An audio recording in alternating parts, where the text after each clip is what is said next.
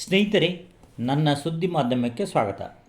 ಇವತ್ತು ಪಶ್ಚಿಮ ಬಂಗಾಳ, ಆಸಾಂ, ಪುದುಚೇರಿ, ತಮಿಳುನಾಡು, ಕೇರಳ ಚುನಾವಣೆ ಫಲಿತಾಂಶ ಬಂದಿದೆ.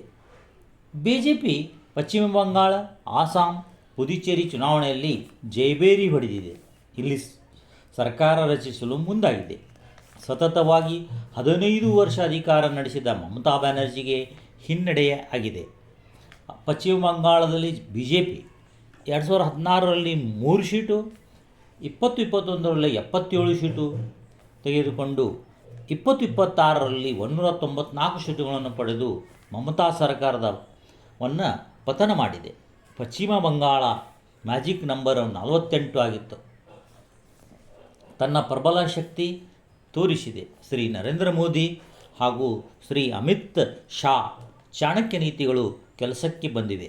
ತಮಿಳುನಾಡಿನಲ್ಲಿ ಚಲನಚಿತ್ರ ನಟ ವಿಜಯವರು ಸಹ ಹೆಚ್ಚಿಗೆ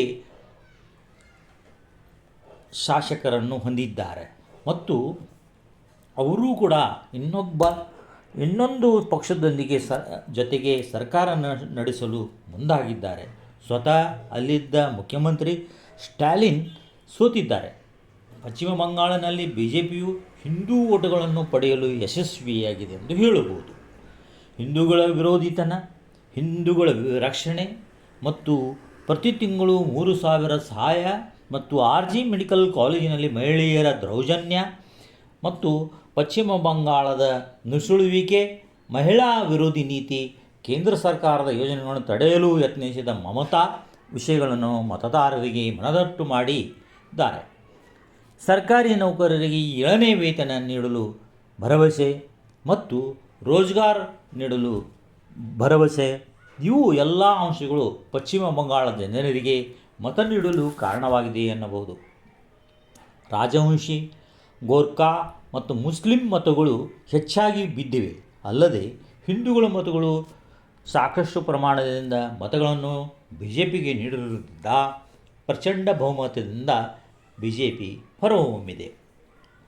TMC 48ರಿಂದ 41%ಕ್ಕೆ ಮತದಾರರ ಇಳಿಕೆಯಾಗಿದೆ. BJPಗೆ 38ರಿಂದ 40 ಓಟು ಮತ ಹಾಕಿದ್ದಾರೆ. ಸುವೇಂದ್ರ ಅಧಿಕಾರಿ ಇವರು TMCನಲ್ಲಿ ಇದ್ದರು.